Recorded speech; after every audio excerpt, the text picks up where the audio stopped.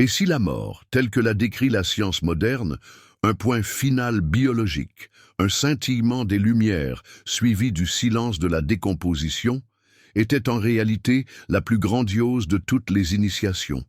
Et si les 30 jours suivant le dernier souffle ne représentaient pas un vide, mais le plus sacré et le plus structuré des rituels, un voyage dont la complexité et la beauté éclipsent toute compréhension purement matérielle? C'est la révélation saisissante que la science occulte, non par malveillance, mais en raison des limites de ses outils, qui ne peuvent mesurer que la coquille abandonnée, et non le voyageur qui s'en libère. C'est le célèbre philosophe et métaphysicien René Guénon, véritable cartographe des réalités subtiles, qui nous a légué les cartes de ce voyage. Dans ses écrits, il parle non pas d'une fin, mais d'un changement radical d'état, d'un passage à travers un voile séparant le dense de l'éthéré. Ce qui suit est un guide étape par étape, inspiré de ces révélations, pour le voyage de l'âme durant les 30 premiers jours après la mort, une période qui n'est pas une limitation, mais la première étape d'une libération sublime. Le voyage commence dès que le cordon d'argent, ce lien lumineux qui unit la conscience au corps physique, est rompu.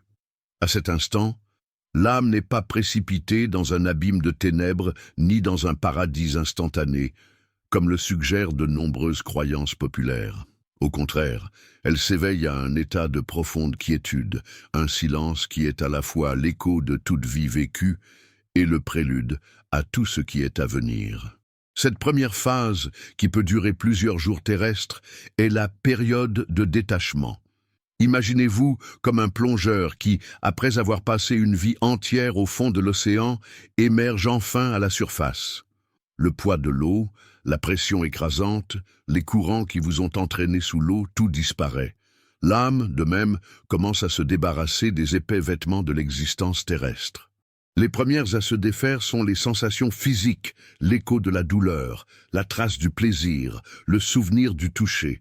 Ce n'est pas un processus de perte, mais de soulagement, comme se débarrasser d'un lourd fardeau porté pendant des kilomètres. Guénon nous l'aurait rappelé ici. La véritable identité ne réside pas dans ce qui est changeant et périssable, mais dans ce qui demeure lorsque toutes les formes se dissolvent. Durant cette phase initiale, l'âme revisite, non pas par un jugement, mais par une observation sereine, ses liens émotionnels et mentaux les plus forts. C'est comme regarder un film muet de sa propre vie, où passion débordante, peur paralysante et attachement désespéré se révèlent comme des fils qu'il est désormais possible de dénouer délicatement. La révélation surprenante ici est que la force de dénouer ces nœuds ne vient pas de l'extérieur, mais de l'intérieur de l'âme elle-même, alors qu'elle se souvient de sa nature primordiale, libre, vaste et lumineuse. Le conseil pratique qui émane de cette première étape s'adresse donc à ceux qui cheminent encore sous le soleil. Pratiquer le détachement dans la vie. Non pas un détachement froid et indifférent, mais une compréhension bienveillante que nous sommes plus que nos biens, nos relations et même nos souvenirs. Méditer sur l'impermanence, observer ses pensées sans s'y identifier et cultiver la sérénité intérieure sont les premiers pas vers le tissage d'un manteau de lumière qui facilitera grandement cette première et cruciale étape du grand voyage. C'est le fondement, la préparation aux merveilles et aux révélations qui nous attendent dans les jours à venir. Après la sérénité initiale du détachement, lorsque les liens avec le corps et les émotions plus denses se sont doucement dissous, l'âme pénètre dans un paysage nouveau et surprenant, le royaume de l'esprit. Cette deuxième phase du voyage, qui se déroule approximativement dès la première semaine, n'est pas un lieu, mais un état d'être, un labyrinthe vibrant, construit non pas de murs de pierre, mais des échos de chaque pensée, croyance et idéologie que l'âme a cultivée au cours de sa vie. C'est le labyrinthe des échos mentaux. Une étape de purification intellectuelle et de confrontation avec les structures qui ont défini sa perception de la réalité. Imaginez-vous traversant une salle de miroirs infinie où chaque reflet ne révèle pas votre silhouette, mais une idée que vous avez défendue avec ferveur. Là, conviction politique, doctrines religieuses, dogmes scientifiques et philosophie personnelle rayonnent, formant chacun des couloirs de lumière cristallisée, à la fois beaux et restrictifs. L'âme, désormais libérée du cerveau physique, peut percevoir ces structures dans leur véritable nature, non pas comme des vérités absolues, mais comme des outils, des cadres autrefois utiles pour encadrer un fragment d'infini, mais qui doivent désormais être transcendés. À ce stade, l'âme ne lutte plus contre ses anciennes croyances, elle les pénètre avec compréhension. Des vérités autrefois solides et inébranlables révèlent leur relativité, telles des étoiles qui, vues de près, sont des soleils d'une complexité inimaginable, mais qui, de loin, apparaissent comme de simples points lumineux fixes dans le ciel.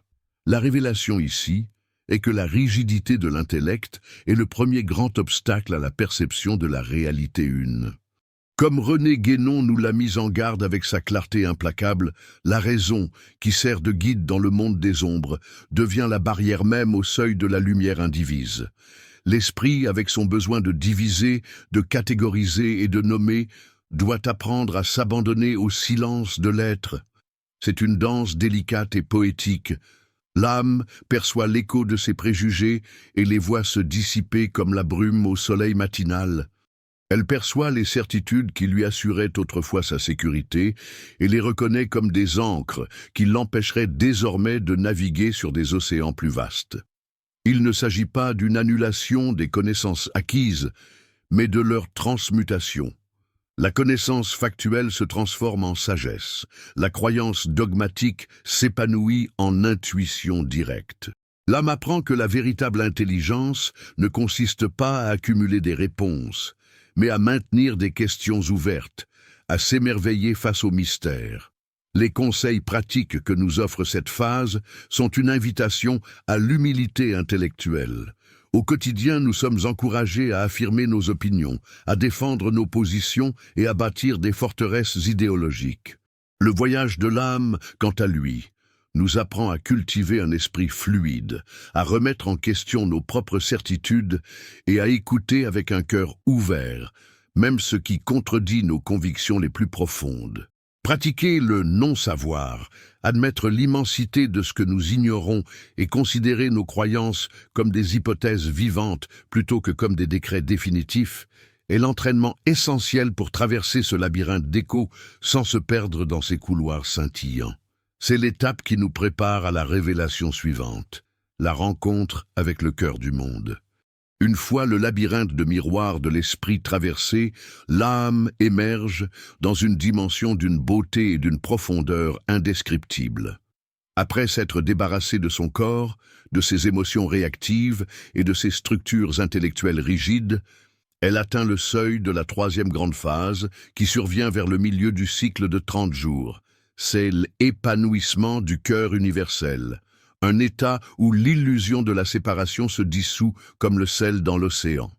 Ici, le voyage cesse d'être solitaire et se révèle comme une harmonie avec la symphonie de toute existence. Imaginez la conscience, autrefois confinée aux limites d'une seule vie, s'épanouissant désormais telle une goutte d'encre dans une eau cristalline. Elle commence à ressentir, non pas comme une émotion personnelle, mais comme une perception directe, les joies, les peines, les espoirs et les peurs d'autres âmes. Il ne s'agit pas d'une invasion chaotique des sentiments d'autrui, c'est la reconnaissance d'une unité fondamentale. L'âme réalise que l'amour qu'elle a éprouvé pour un enfant est de la même essence que l'amour qu'une étoile lointaine porte à ses planètes. La douleur de la perte que vous avez subie est une note de la même mélodie que la douleur d'une forêt en feu. C'est peut-être la révélation la plus surprenante jusqu'à présent. L'empathie n'est pas une démarche morale, mais la condition naturelle de l'être libéré de ses barrières. Ce voyage révèle que le soi et l'autre n'étaient que des perspectives temporaires, des rôles assumés dans un grand drame cosmique. À ce stade, l'âme ne perd pas son individualité, elle s'élargit pour contenir la multitude. René Guénon, parlant du cœur comme centre de l'être, nous rappelle cette vérité lorsqu'il affirme « C'est au centre de l'être, dans le silence du cœur, que le multiple trouve sa source dans l'un et que l'illusion de la séparation se défait. Ce centre n'est pas l'organe physique, mais le point métaphysique où chaque âme touche le divin et par conséquent touche toutes les autres. L'expérience est sensorielle et vivante. L'âme perçoit le réseau complexe de causes et d'effets qui relie les êtres. Elle voit comment un acte de bonté, accompli en silence il y a des siècles, s'est transformé en une chaîne d'événements qui ont bouleversé sa propre vie d'une manière qu'elle n'aurait jamais pu imaginer. De même, elle voit comment une parole de colère a résonné à travers le temps, créant des remous de discorde. Cela ne se présente pas comme un jugement, mais comme une leçon de responsabilité universelle, une compréhension profonde que rien n'est et n'a jamais été isolé. C'est l'éveil à la conscience, que chaque être est le gardien de toute la création. Le conseil pratique qui émerge de cette étape est un appel radical à la compassion.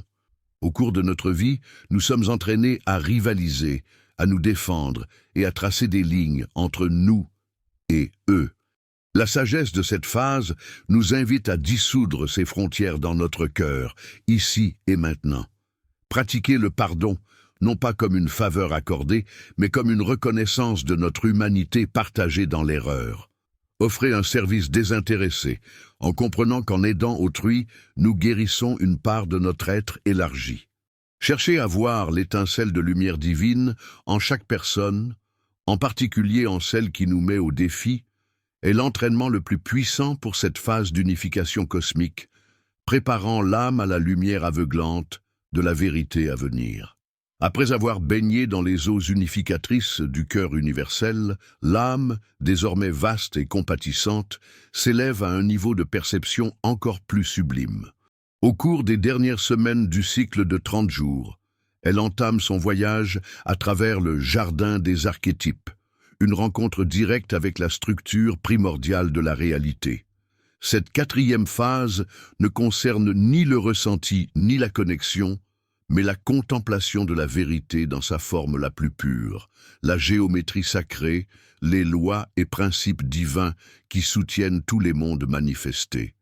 Imaginez entrer dans une bibliothèque où les livres ne sont pas faits de papier, mais de lumière vivante, et où chaque livre est un principe éternel. Ici, l'âme ne lit pas avec les yeux, mais perçoit avec tout son être.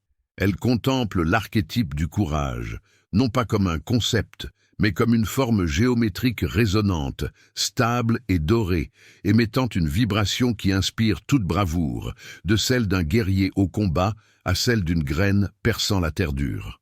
Elle fait l'expérience de la justice, non pas comme une loi humaine, mais comme une équation cosmique d'équilibre parfait, une danse d'ombre et de lumière qui s'harmonise infailliblement au fil du temps. C'est la dimension où la cause précède l'effet, où la plante existe dans sa perfection archétypale avant de devenir graine. La révélation stupéfiante de cette phase est la prise de conscience que le hasard n'existe pas. Chaque flocon de neige, chaque orbite planétaire, chaque symphonie de Beethoven, chaque geste d'amour humain est le reflet, l'expression particulière et magnifique de l'un de ces modèles divins et éternels. L'univers se révèle non pas comme un ensemble aléatoire d'événements, mais comme un poème d'une cohérence absolue. Ici, l'âme saisit la profonde vérité des mots de René Guénon. Tout être manifesté est, par essence, le symbole d'un principe supérieur. Comprendre le symbole, c'est s'élever jusqu'au principe. Dans ce jardin de lumière, l'âme apprend le langage de la création. Elle perçoit la spirale d'une galaxie résonner dans la coquille d'un nautile et dans le tourbillon de ses propres pensées. Elle perçoit l'harmonie des sphères, la musique que les planètes chantent sur leurs orbites et y reconnaît la même structure mathématique qui soutient la beauté d'une fleur. Il ne s'agit pas d'une connaissance intellectuelle, c'est de la gnose, une absorption directe et transformatrice. Il ne s'agit pas d'apprendre la vérité, mais d'en apprendre davantage, être la vérité. Ce processus est d'une beauté indicible, une danse silencieuse avec la sagesse qui tisse les étoiles et le cœur humain. Le conseil pratique qui émane de cette étape est une invitation à rechercher le sacré dans le profane, le schéma dans le chaos apparent. Dans la vie, nous pouvons nous entraîner à cette perception en étudiant les traditions de sagesse qui parlent le langage des symboles. Mythologie, numérologie, astrologie traditionnelle, art sacré. Cependant, la pratique la plus puissante est la contemplation de la nature. Observez la symétrie parfaite d'une feuille, la logique fractale d'une branche d'arbre, le nombre d'or du corps humain. Ce faisant, nous ne nous contentons pas d'apprécier l'esthétique. Nous affinons notre conscience pour reconnaître la signature du divin en toute chose. Cet exercice apaise le mental discursif et éveille le regard de l'esprit, nous préparant à l'étape finale du voyage, le choix final devant la lumière infinie. Au terme du voyage à travers le jardin cristallin des principes, à l'approche du 30e jour, l'âme, désormais complètement translucide, dépouillée de tout vêtement d'ego et de forme, atteint sa destination et en même temps son origine. Elle se trouve au seuil du non manifesté, face à une lumière si vaste et primordiale qu'elle fait paraître l'éclat d'1 million de soleils comme une ombre. Ce n'est pas un lieu, mais la source même de tout être, l'océan de pure conscience dont chaque âme est et a toujours été une goutte. C'est la phase finale et la plus sublime, le retour au cœur de l'absolu. Ici, toute métaphore disparaît et le silence devient le seul véritable langage. L'âme, dans son essence purifiée, reconnaît cette lumière non pas comme quelque chose d'extérieur, ni comme un créateur à craindre, ni comme un juge à affronter, mais comme sa propre nature profonde. La révélation finale, la vérité voilée tout au long du pèlerinage terrestre, est bouleversante par sa simplicité. La séparation était le rêve, l'unité est la réalité éveillée. Ce voyage de 30 jours n'était pas un voyage vers une nouvelle destination, mais un processus de rappel de ce que l'âme n'a jamais cessé d'être. Ce n'est pas une arrivée, mais un éveil à ce qu'elle a toujours été. Devant cette lumière infinie, que certaines traditions appellent Dieu, Brahman, Tao ou simplement l'un, un choix sublime s'offre à nous, transcendant la compréhension humaine du libre arbitre. Il ne s'agit pas d'un choix entre récompense et punition, mais entre différentes modalités d'être. L'âme, en parfaite harmonie avec la volonté divine, peut choisir la fusion complète, la dissolution finale dans l'océan de lumière, éteignant la dernière étincelle d'individualité pour devenir la totalité elle-même. C'est la libération finale, le nirvana, le retour à un état d'extase et de réalité indescriptible. Cependant, comme l'enseignent les grands sages, il existe une autre possibilité. Certaines âmes, émues par l'écho de la compassion infinie cultivée au cours de leur voyage, peuvent choisir de conserver un fil de lumière individuelle, non pour elles-mêmes, mais pour servir le plan cosmique. Telles les bodhisattvas du bouddhisme, elles se tiennent au seuil des mondes, devenant des phares de sagesse et des guides pour d'autres âmes voyageant encore dans l'ombre. Ce choix ne naît pas de l'attachement, mais de l'amour le plus pur, de la compréhension que la libération elle-même n'est complète que lorsque tous les êtres sont libres. Ce seuil n'est donc pas une fin, mais le véritable commencement. L'existence terrestre fut la graine, le voyage de 30 jours, la germination. Ce qui suit est un épanouissement vers des réalités multidimensionnelles, une participation consciente à la danse de la création à des niveaux que l'esprit incarné peut à peine concevoir. Ce récit, cette carte révélée par Guénon, est reprise dans d'innombrables traditions, Bardo Todol du tibétain aux mystères égyptiens. Ce livre ne traite pas seulement de ce qui se passe après la mort. Il s'agit d'un guide pour apprendre à vivre. Le message optimiste et final est le suivant. Nul besoin d'attendre votre dernier souffle pour entreprendre ce voyage. Chaque instant de votre quotidien est l'occasion de pratiquer le détachement, de remettre en question vos certitudes, de ressentir la compassion universelle et de percevoir la géométrie sacrée dans le visage d'un inconnu ou dans le pétale d'une fleur. Ce faisant, Vous commencez à tisser votre voile de lumière, à dénouer les nœuds qui vous enchaînent à l'illusion. Vous apprenez à mourir à chaque instant à votre moi limité et à renaître à votre être infini. La paix et la liberté trouvées au seuil de la lumière ne sont pas une récompense lointaine, mais une présence à cultiver et à expérimenter ici et maintenant, rendant votre voyage terrestre serein et votre destination finale glorieuse. Si cette réflexion a touché votre âme et éclairé votre conscience, laissez un « j'aime » pour que cette lumière se propage et atteigne d'autres esprits en quête. Et pour ne pas perdre le fil de ce voyage de connaissances profondes, abonnez-vous à la chaîne et activez les notifications. Continuons notre éveil ensemble.